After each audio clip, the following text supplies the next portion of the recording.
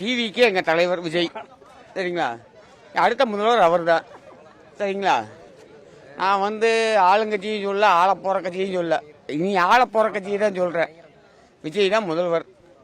ஏன்னா ஊழல் நாட்டில் ஊழல் ஒழிக்க ஒருத்தர் வந்திருக்காரு நம்ம தலைவர். பாட்டிலுக்கு 10 ரூபா மாதிரி, பாட்டிலுக்கு 10 ரூபாயில அவர் வாங்க மாட்டாரு.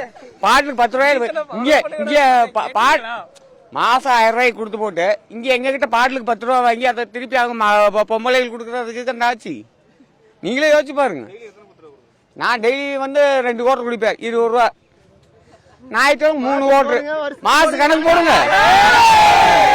அதை முன்னாடி கொண்டு போய் 1000 ரூபாய் அந்த மாசம் உரிமை தொகை கொடுக்கறது இதுக்கு அந்த அது தேவையில்லாத வேலை தானே. நீங்களே சொல்லுங்க.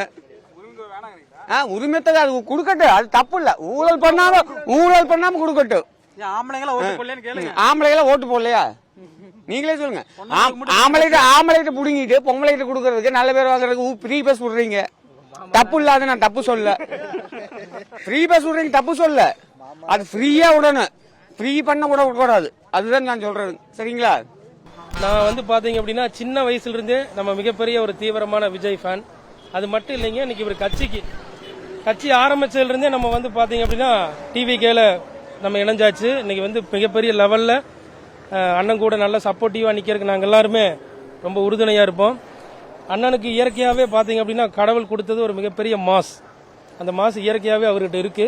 ரெண்டாவது பாத்தீங்கன்னா தமிழக அரசியல் வரலாற்றில் ஒரு மிகப்பெரிய ஒரு மாற்றத்தை கொடுக்க போறது அண்ணன் தளபதி விஜய் அவர்கள் தான். சரிங்களா? அவருக்கு நாங்க மட்டும் இல்ல, இன்னைக்கு பாத்தீங்கன்னா மிகப்பெரிய எல்லா விதமான சப்போர்ட்டும் எல்லாம் அவங்களுக்கு கிடைச்சிட்டு இருக்கு.